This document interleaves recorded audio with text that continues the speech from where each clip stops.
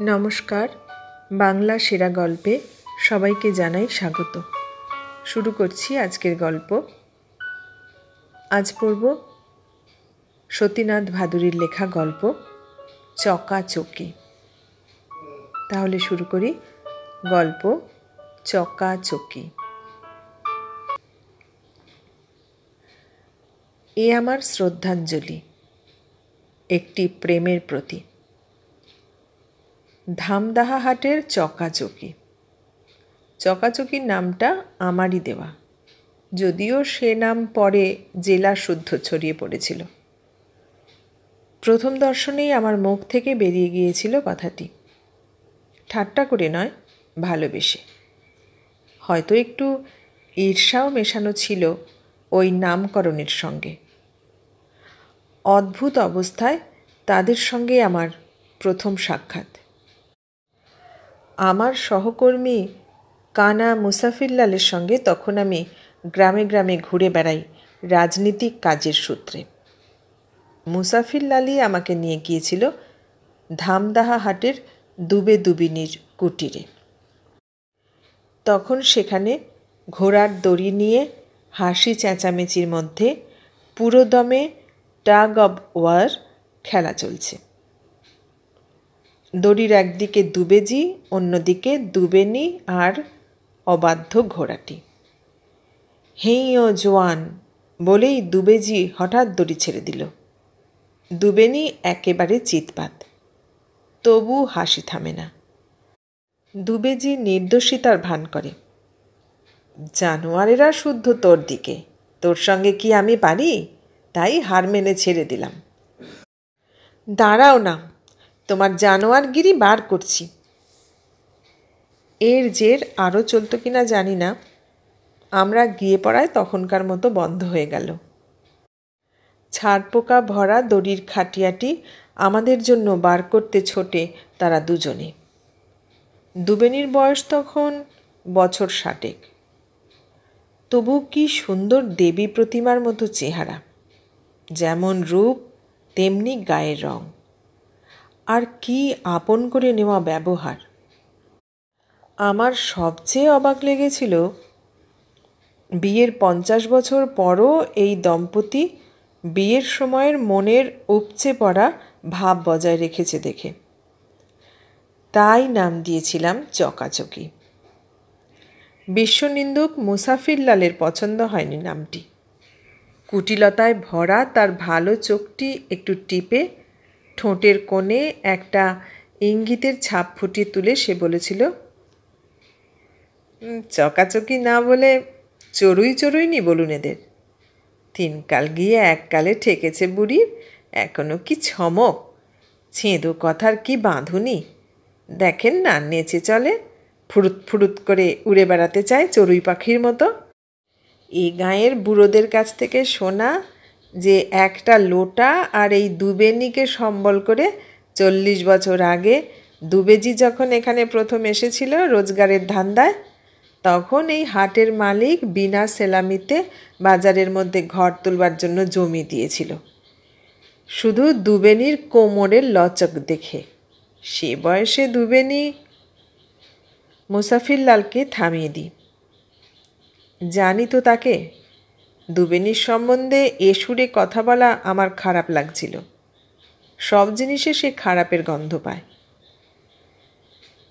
এরপর কতবার যে তাদের বাড়িতে গিয়েছি তার ঠিক নেই। না গিয়ে কি নিস্তার ছিল? ওদিকে গিয়েও তাদের বাড়িতে যায়নি জানতে পারলে চকাচকি দুঃখিত হতো। শুধু আমি নই, এই অঞ্চলের প্রত্যেক রাজনীতিক কর্মীর বেলায় ওই এক নিয়ম, দল নিরপেক্ষভাবে। তার কুঁড়েতে যা জুটবে 4টি না খেলে রক্ষা নেই। না খাওয়ার রকম সকম দেখলে অতিথির কাপড় গামছার ঝুলিটি ছোঁ মেরে তুলে নিয়ে গিয়ে দুবেনি রাখবে রান্নাঘরে। যদি কোনো দিন বলেছি, অমুক গ্রাম থেকে এখনই খেয়ে আসছি, আজ আর খাবো না, অমনি দুবেজি অভিমান করে অন্যদিকে মুখ ফিরিয়ে বসে থাকবে।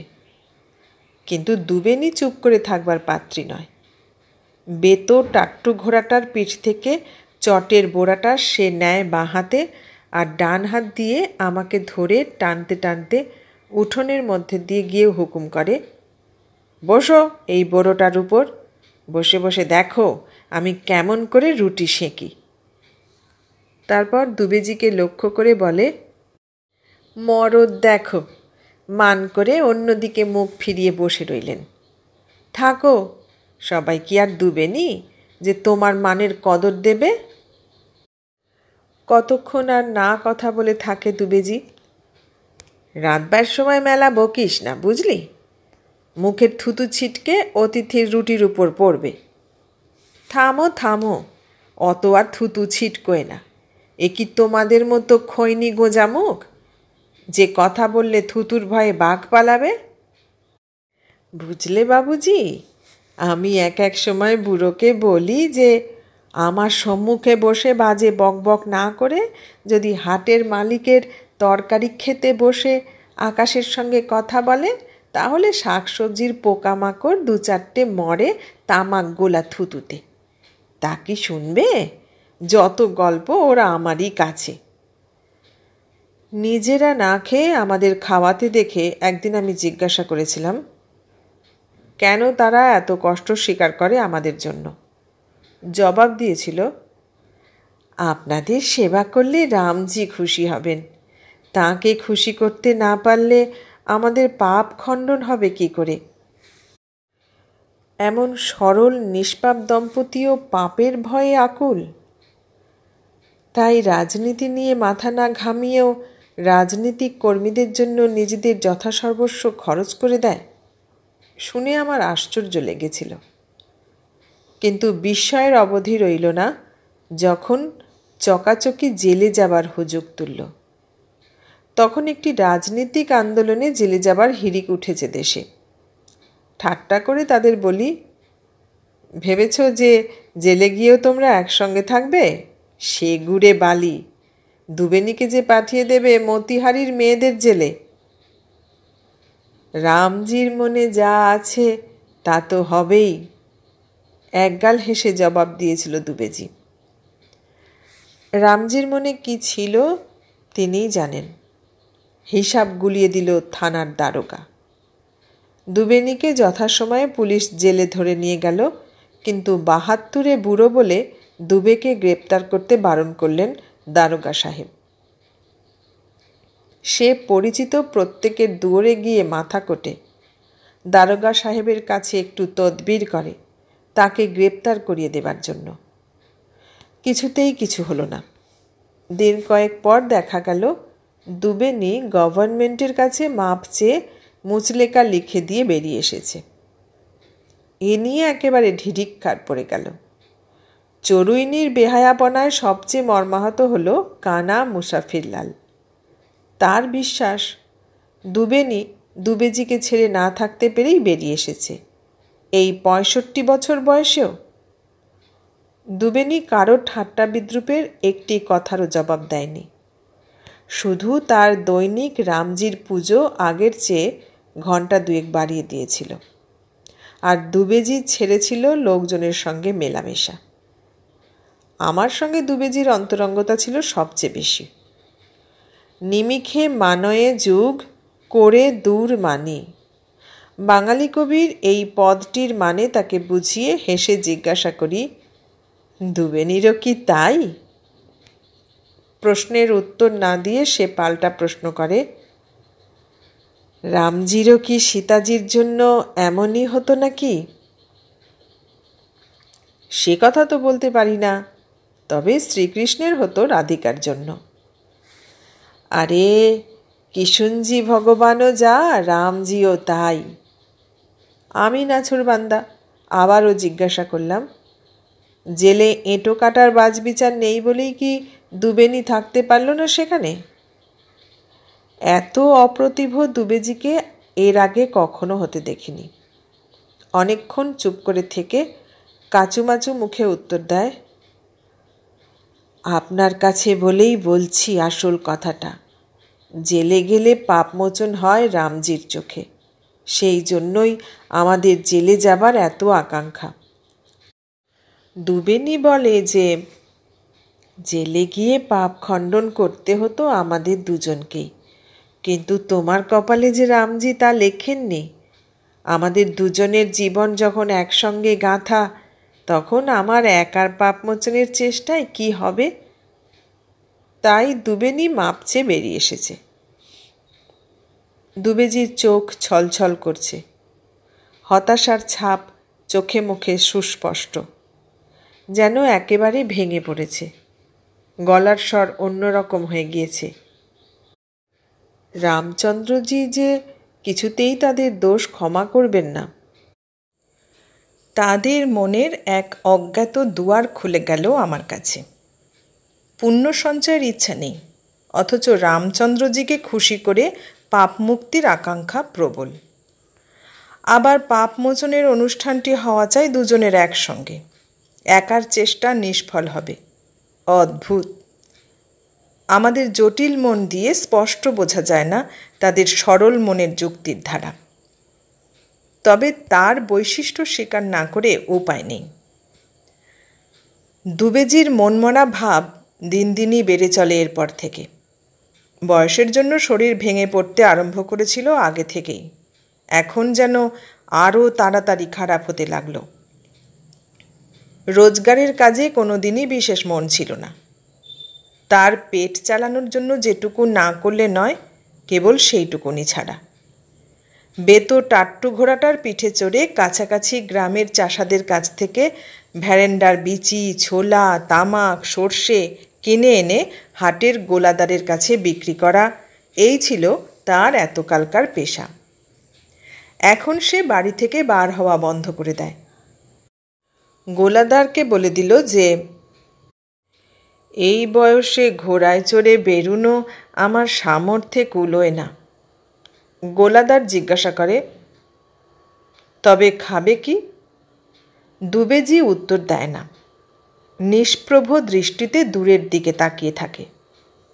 মুশকিল হলো দুবেনিরই। দুটি পেটের অন্ন জোগানো সোজা নয়। সে দূর গ্রাম থেকে মধ্যে মধ্যে ছুটে ছুটে আসে আমাদের কাছে 2-4টে টাকার জন্য। আমরা সাধ্যমতো দিই। যখন নিজেদের সাধ্যে কুলোয় না, তখন চকাচকির জন্য অন্য লোকের কাছেও হাত পাতি। আমাদের জন্য তারা অনেক করেছে একসময়ে, তাদের অসময়ে এটুকুও করব না? কিন্তু এ মনের ভাব বেশি দিন রাখা গেল না তাদের উপর আন্তরিক কৃতজ্ঞতা সত্ত্বেও। পরের জন্য লোকের কাছে হাত পাততে কতদিন আর ভালো লাগে? কিছুদিন পর এমন হলো যে দুবেনিকে দূর থেকে দেখলেই আমরা পাশ কাটাবার চেষ্টা করি। কানা মুসাফিরলাল একদিন বলেই বসলো তাকে, এখানে কি টাকার গাছ আছে? আমরা নিজেরাই বলে চেয়ে চিনতে কোনো রকমে কাজ চালাই। তোমাদের দেশ কোন জেলায়? কখনো বলো বালিয়া, কখনো বলো সারণ, কখনো বলো ভোজপুর। কিছু বুঝেও তো পাই না। নিজেদের দেশে চিঠি লেখো না কেন টাকার জন্য? তিনকুলে কেউ নেই এমন লোকও হয় নাকি পৃথিবীতে? দুবেনি শুনেও শোনে না মুসাফিরলালের কথা। আমাকে বলে, আপনাদের দুবেজি কি মানুষ ছিল, কি হয়ে গিয়েছে। আমার কথারও জবাব দেয় না আজ কদিন থেকে। কী সব বিড়বিড় করে বকে। মাঝে মাঝে টিনের চালের উপর উঠে বসে থাকে হাতুড়ি পেরেক নিয়ে। বলে বর্ষা আসছে, চাল মেরামত করছি। দুবের চেয়ে দুবেনির কথাই আমার বেশি মনে হয় তার বিষাদে ভরা মুখখানি দেখে। তাকানো আর যায় না সেদিকে। 72 ধরা বুড়োর জন্য 2 টাকা দিয়ে তখনকার মতো নিষ্কৃতি পাই। তারপর মাসখানেক আর দেখা নেই দুবেনির। টাকা নিতে আসে না দেখে অস্বস্তিই লাগে। প্রত্যাশিত বিপদ না ঘটতে দেখলে হয় না এরকম? মুসাফিরলাল সন্দেহ করল যে হাটের বুড়ো জমিদার ওকে টাকা দিচ্ছে পুরনো দিনের কথা ভেবে। ওর ভালো চোখটি কৌতুকে ভরা। তোমরা শুধু দেশ দেশ করেই মরলে, আশপাশে দুনিয়ার পুরনো ইতিহাসের কতটুকু খবর রাখো?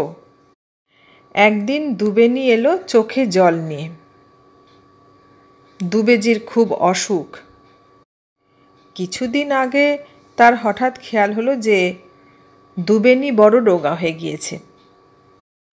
তাকিয়ে তাকিয়ে অনেকক্ষণ দেখল, তারপর উঠে এসে এই কবজিটি আঙুলের বেড় দিয়ে মেপে বলল, তুই 1.5 আঙুল রোগা হয়ে গিয়েছিস। দাঁড়া, দেখিয়ে দিচ্ছি পয়সা রোজগার করতে পারি কিনা। ঘোড়ার পিঠে বোড়া চাপিয়ে বেরিয়ে গেল। কত মানা করলাম, মাথা কুটলাম পায়ে, শুনল না। সে বুঝ কি এখন আর আছে? বেশি দূর যেতে হয়নি। পারবে কেন? ঘোড়াটাকে সন্ধ্যার সময় খালি পিঠে ঠুকঠুক করে ফিরে আসতে দেখেই আমার বুক কেঁপে উঠেছে। গোলাদারের কাছে গিয়ে কেঁদে পড়ি। সে লোক পাঠালো চারিদিক। কিছুক্ষণ পরেই পুরানদাহার লোকেরা গরুর গাড়িতে করে দুবেজিকে পৌঁছে দিয়ে গেল আমার কাছে। তখন বেহুশ একেবারে। ঘোড়া থেকে পড়ে মাথায় চোট লেগে অজ্ঞান হয়ে গিয়েছিল। আমার ইচ্ছা তখনই আপনাদের এখানে নিয়ে আসি, কিন্তু গোলাদার বিষারিয়ার ডাক্তারকে ডেকে পাঠালে। ডাক্তারবাবু বললেন, এখন নড়াচড়া করলে রোগী বাঁচবে না। তারপর থেকে তো চলছেই। চোখ খুলল 3 দিন পরে। জ্ঞানও তেমনি জ্ঞান, ওই এক রকমের জবুথবু অবস্থা। না পারে লোক চিনতে, না পারে কিছু বলতে, শুধু তাকায়। আমার দিকে তাকায়, কিন্তু আমাকেও চিনতে পারে না। মুখে দুধ দিলে বেশ ঢুকঢুক করে খায়। ডাক্তার বলেছে খাওয়াতে বেশি করে। ঘোড়াটাকে বিক্রি করে তো এতদিন ওষুধপত্র চলল। আপনাদের কাছে আসবার ফুরসতি পাই না রুগী ফেলে। আজ মুদির ছেলেটাকে বাবা বাছা বলে বসিয়ে এসেছি। কে জানে থাকবে কিনা এতক্ষণ।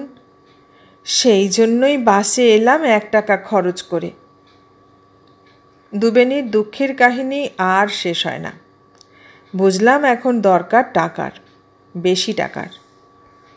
মেয়ে মানুষের চোখের জল দেখলেই আমি কীরকম অভিভূত গোছের যেন হয়ে যাই। দুস্থ রাজনীতিক কর্মীদের সাহায্যের জন্য আমার কাছে একটি ফান্ড ছিল। তার থেকে 200 টাকা আমি দুবেনিকে দিলাম। তাকে বাসে চড়িয়ে দিয়ে যখন ফিরে এলাম, তখন মুসাফির লাল সাঙ্গপাঙ্গদের নিয়ে আমার বিরুদ্ধে ঘোঁট পাকাচ্ছে। পাবলিকের টাকা এরকম নাহক খরচ করা আর যে কেউ বরদাস্ত করুক সে করবে না। দুবে জেলে যায়নি, তার স্ত্রী জেল থেকে বেরিয়েছে মাপছে, ওরা আবার রাজনীতি কর্মী হলো কবে থেকে। মুসাফিরলাল আমাকে শাসিয়ে দিল যে আসছে মিটিংয়ে সে এর একটা হেস্তনেস্ত না করে ছাড়বে না। দিন 2-3 পরে দুবেজিকে দেখতে গেলাম তাদের বাড়িতে। বাড়ি মানে তো একখানি ঘর, ঘরের দেওয়াল, চাল সব কেরোসিন তেলের টিন কেটে। দুবেনি নিজে হাতে তৈরি। দোকান বলো, শোবার ঘর বলো, অতিথিশালা, ঠাকুর ঘর বলো, সব এরই মধ্যে। সেই ঘরখানিকে ঘিরে কৌতূহলী দর্শকের ভিড় জমেছে। ভিড় ঠেলে ভেতরে গিয়ে দেখি ঘরের যে কোনায় রঙিন কাগজের রথের মধ্যে রামজির মূর্তি আছে, তারই সম্মুখে একটি গরু দাঁড়িয়ে, সুন্দর নধর গাইটি। ঘরের মধ্যে খাটিয়ায় দুবেজি শুয়ে, চোখ বোঁজা। ঘরের মধ্যে খাটিয়ায় দুবেজি শুয়ে, চোখ বোঁজা। দুবেনি খাটিয়ার পাশে দাঁড়িয়ে বাঁ হাত দিয়ে দুবের একখানা হাত ছুঁয়ে রয়েছে। ডান হাত গরুটির গায়ে। পুরুত মন্ত্র পড়ছে। গোদান করছে দুবেনি। দুবেজিকে ছুঁয়ে থেকে রামচন্দ্রজিকে বুঝবার প্রয়াস পাচ্ছে যে গোদান করছে তারা দুজনে মিলে। পুরুত চলে গেলে দুবেনির কথা বলবার সময় হলো। দুবেজি রাজ 2 দিন থেকে কোনো সাড়া নেই। বহুদিনের আকাঙ্ক্ষা আমাদের গোদান করবার, তাই আপনার দেওয়া 200 টাকা দিয়ে গরু কিনেছিলাম। জানি না এতেও রামজি আমাদের মতো পাপীদের উপর কৃপা দৃষ্টি করবেন কিনা। ওই মুখে আগেও যেমন হাসি দেখেছি, এখনও তেমনি মুচকে হাসছেন। ও হাসি দেখলেই আমার ভয় ভয় করে, বুকের রক্ত হিম হয়ে আসে। আমাদের দুজনের সাপ মোচনের দরখাস্ত উনি নামঞ্জুর করেছেন বলেই বোধ হয় এই দুষ্টুমির হাসি মুখে। বলছেন, পাপীর মুক্তি কি অত সোজা? দুবেনিরও কি মাথা খারাপ হয়ে গেল নাকি? পাপ মোচনের চেষ্টা এদের একটা বাতিকের মতো দাঁড়িয়ে গিয়েছে। টাকা দিলাম ওষুধপত্রর জন্য, খরচ করে দিল গোদানে। আমারই ভুল। নগদ টাকা না দিয়ে ওষুধপত্র কিনে দেওয়াই উচিত ছিল। এদের মনের নাগাল পাওয়া দায়। দুবেজিকে ওই অবস্থায় ফেলে চলে আসতে মন সরল না। থেকে গেলাম সেখানে সেদিন। বুঝলাম যে দুবেজির আর দেরি নেই। সে রাত্রে আমি দুবেজির মাথার কাছে পাখা হাতে বসে ঢুলছি।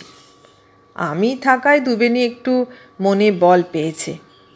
সে হাত জোর করে বসে আছে রামজির রথের সম্মুখে, ধ্যান করছে চোখ বুজে।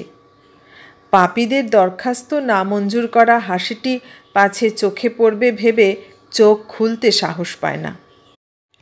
নিশুতি রাতের নিস্তব্ধতা হঠাৎ বন্ধ হলো টিনের চালের ওপর বৃষ্টি পড়ার শব্দে। রামজিকে প্রণাম করে দুবেনি উঠে এলো খাটিয়ার উপর জল পড়ছে কিনা দেখতে। বৃষ্টি পড়বার সময় খাটিয়া মধ্যে মধ্যে সরাতে হয়। এখন বাবুজি আছে, দুজন লোক না হলে খাটিয়া সরানো যায় না। তখন মাটির ভাঁড় রাখতে হয় খাটিয়ার উপর।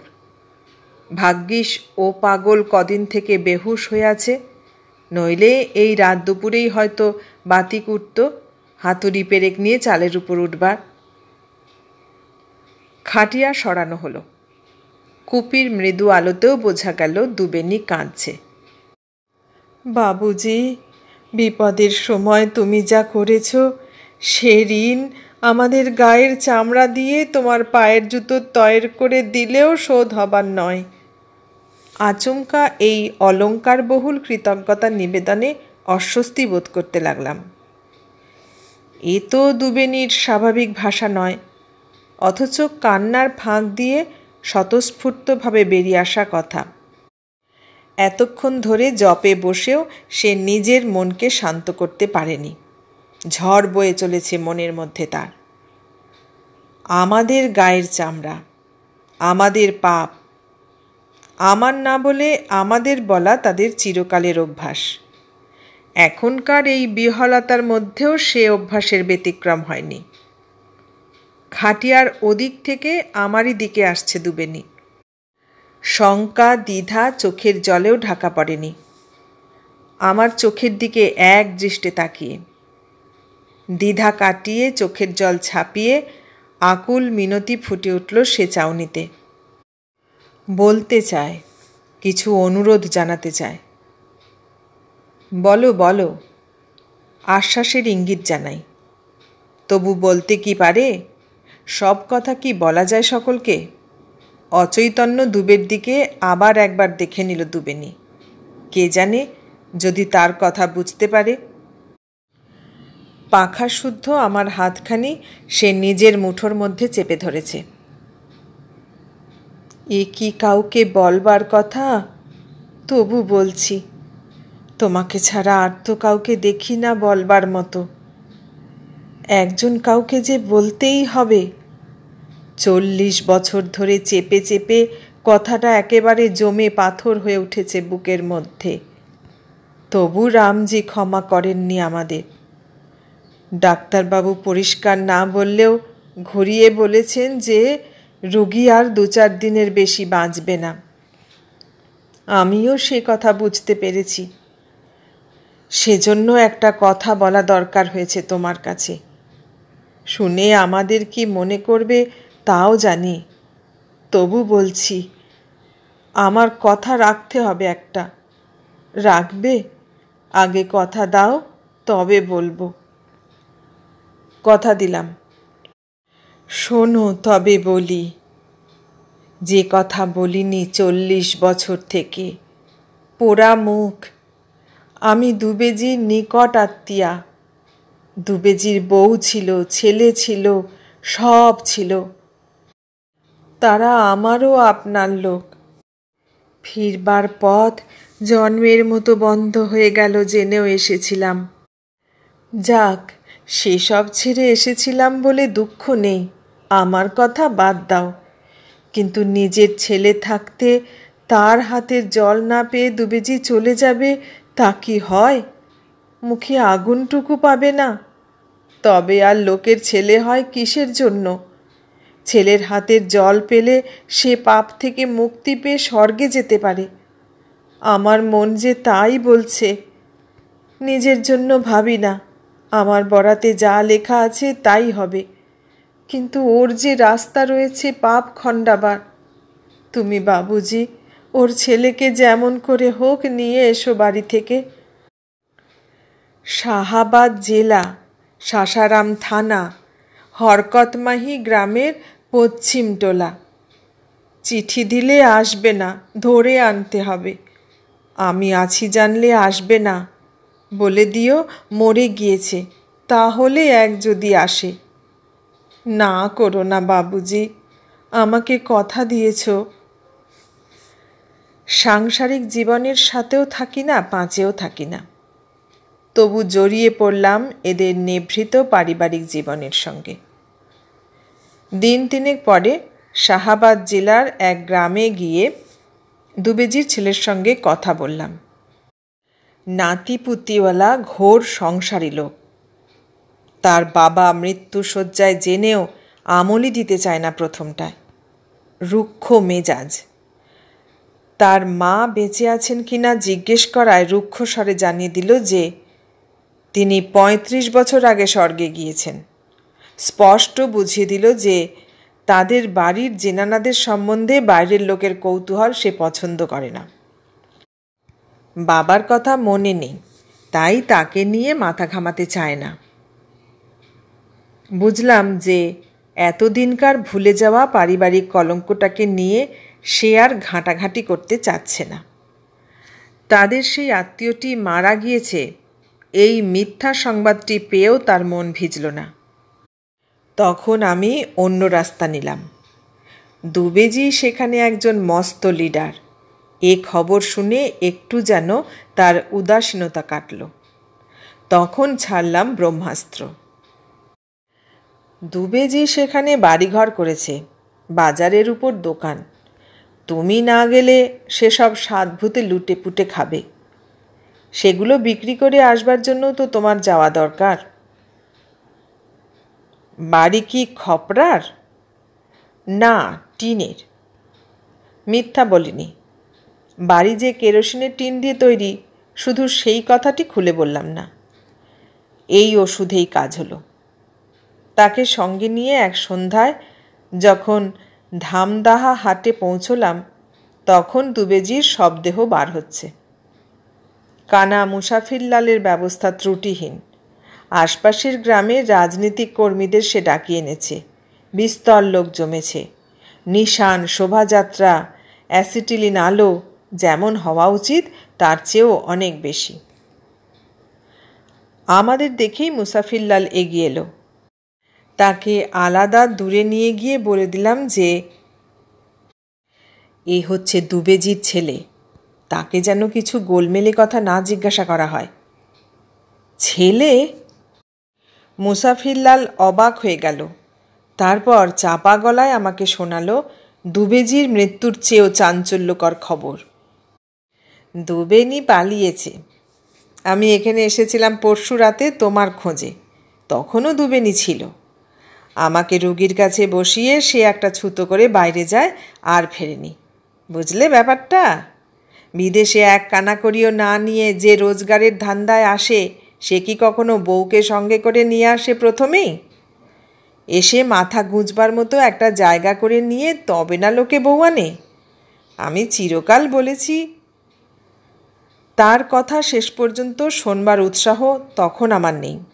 বুঝলাম যে মুসাফিরলাল এখানে আসায় দুবেনি হাতে স্বর্গ পেয়েছিল। সে না এলে রুগীকে একেবারে একা ফেলে রেখে বোধহয় দুবেনি পালাতে পারত না। মুসাফিরলাল এখনও বোধহয় ভাবছে যে সে পালিয়েছে রুগীর সেবা করতে করতে বিরক্ত হয়ে, কিন্তু আমি তো জানি দুবেকে মৃত্যুশয্যায় ফেলে চলে যাবার সময় তার বুক ফেটে গিয়েছে। তবু নিজেকে নিশ্চিহ্ন করে মুছে ফেলে দিয়ে সে দুবের একার পাপমোচনের ব্যবস্থা করে গিয়েছে। একটি ছোট্ট নদীর ধারে শ্মশানঘাট। ভাদ্র মাস। শ্মশানঘাটের কাজটুকু ছাড়া প্রায় সর্বত্রই জলে ভরা। যেখানে জল নেই সেখানে কাশের বন। চিতা জ্বলছে। আলো পড়ে ওপারের অন্ধকারের বুকে কাশফুলের চুনকাম বেশ স্পষ্ট হয়ে উঠেছে। দুবেজির ছেলে একটিও কথা বলেনি এখনো পর্যন্ত। বোধহয় বাড়ি দেখে হতাশ হয়েছে। সকলেই চুপচাপ। হঠাৎ ওপারের কাশবন নড়ে উঠল। চুনকামের মধ্যে যেন একটু ফাঁক। স্পষ্ট দেখা যায় না কিছুই। কাশের সমুদ্রের মধ্যে খসখসানির ঢেউটা মিলিয়ে গেল। বুঝলাম, হয়তো আমার সন্দেহ মাত্র, ভুলও হতে পারে, কে জানে। সকলেই সেই দিকে তাকিয়ে, দুবের ছেলেও।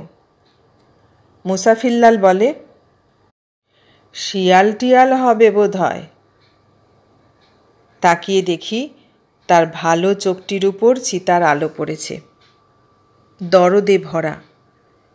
তার পরিচিত কুটিল দৃষ্টি গেল কোথায়? সেও বুঝেছে আমি যা বুঝেছি। শিয়ালের কথা তুলেছে যাতে বাকি সকলে আর ও নিয়ে মাথা না ঘামায়, ওদিকে আর না তাকায়। এই প্রথম কানা মুসাফিরলালকে খুব ভালো লাগলো, তার ভালো চোখের চাউনিটিকেও। এতক্ষণ শুনলেন সতীনাথ ভাদুড়ীর লেখা গল্প চকাচকি। কেমন লাগলো গল্পটা? ভালো লাগলে লাইক, কমেন্ট, শেয়ার করবেন। আর নতুন বন্ধু হলে সাবস্ক্রাইব করার অনুরোধ রইল। সবাইকে অনেক ধন্যবাদ জানিয়ে আজ এখানে শেষ করলাম।